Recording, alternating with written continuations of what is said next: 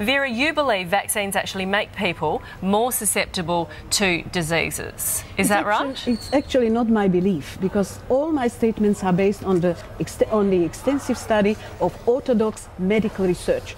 The immunological research in the last 100 years has been demonstrating that vaccines actually do not immunize, that they sensitize, meaning they make the recipient more susceptible to the disease which the vaccine is supposed to prevent, and to a host of unrelated and related bacterial and viral infections.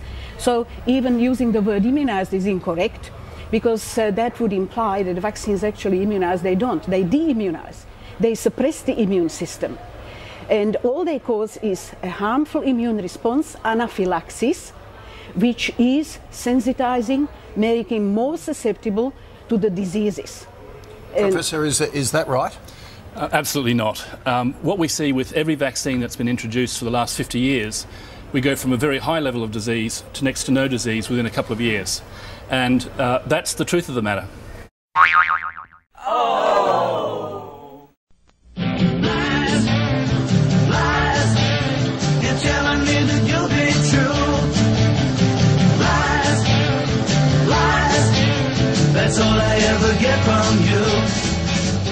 Cheers, cheers, I shed a million cheers for you. Cheers, cheers, and now you're loving someone new. Someday I'm gonna be happy, but I don't know when, just now. Lies, lies, breaking my heart. You think that you're such a smart girl, and I'll believe what you say. But who do you think you are, girl, to lead me on this way? Hey, lies, lies, I can't believe a word you say.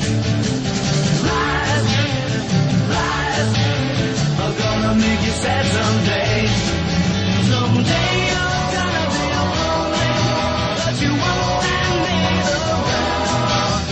Lies, lies, are breaking my heart.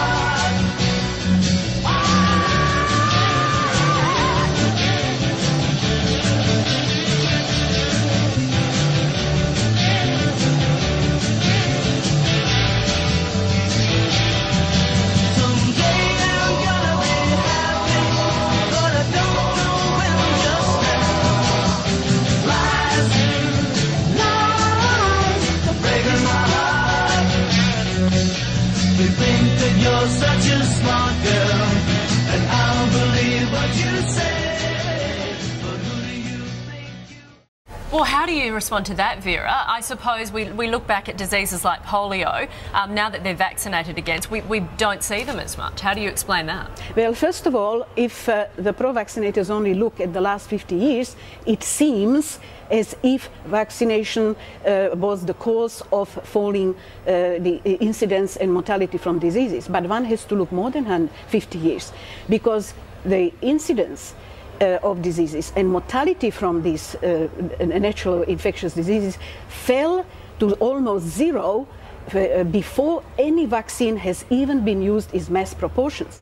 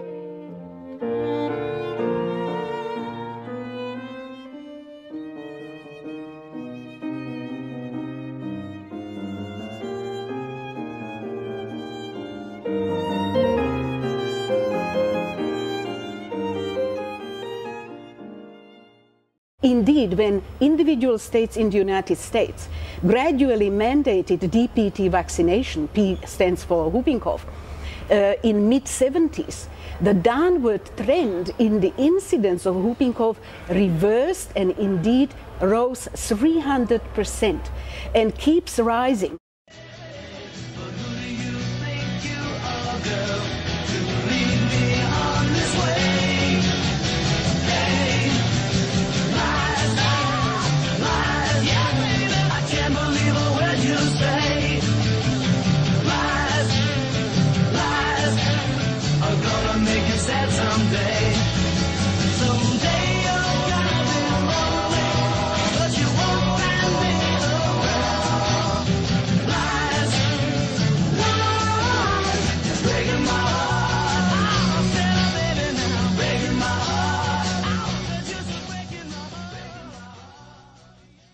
We have outbreaks of whooping cough which are causing real headaches to pro-vaccinators because actually it all occurs in the vaccinated children.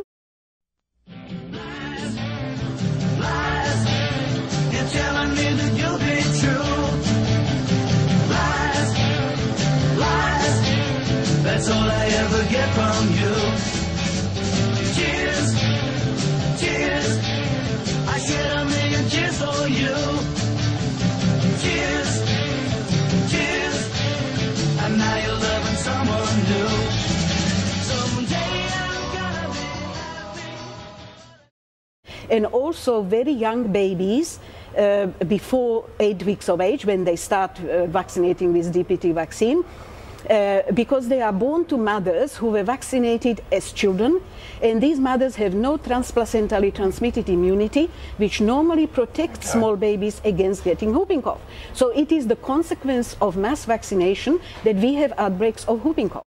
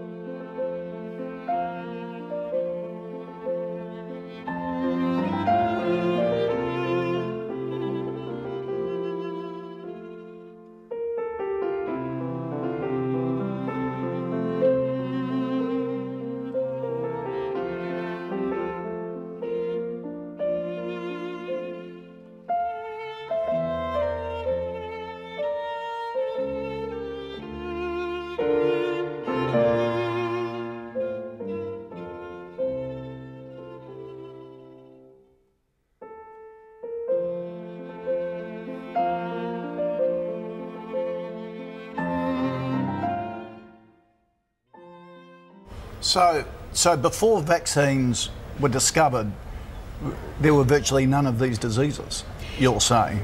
It is not a question of stopping these diseases, because actually natural infectious diseases, measles, mumps, rubella, whooping cough, they are the ones that prime and mature the immune system and represent developmental milestones, provided they are not mismanaged by the administration of antibiotics and suppressing fever. Okay.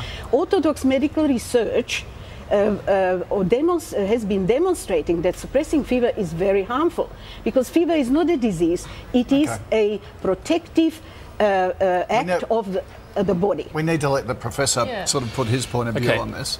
History tells us that improvements in quality of living have dramatically reduced the incidence of infections and death. No doubt about that. Viera and I can agree on that point.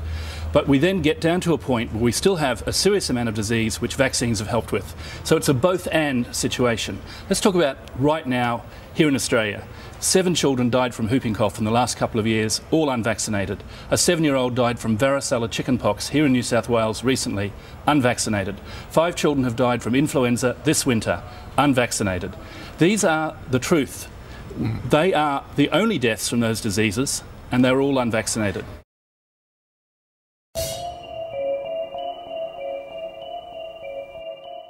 The immunological research in the last 100 years has been demonstrating that vaccines actually do not immunize, that they sensitize, meaning they make the recipient more susceptible to the disease which the vaccine is supposed to prevent, and to a host of unrelated and related bacterial and viral infections.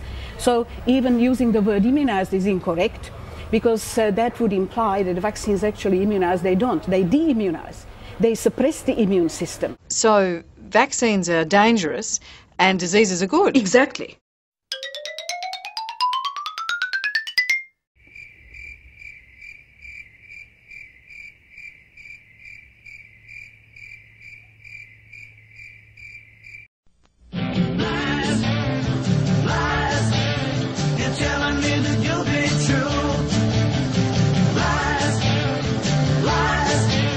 That's all I ever get from you.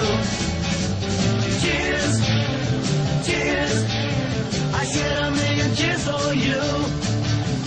Cheers, cheers. And now you're loving someone new. Someday I'm gonna be happy, but I don't know when or just now. Lies, lies, breaking my heart. You think that you're such a smart girl, and I'll believe what you say. But who do you think you are, girl, to lead me on this way? Hey, lies, lies, I can't believe a word you say. Lies, lies, are gonna make you sad someday. Someday you're gonna be lonely, but you won't hand me around. Lies, lies, are breaking my heart.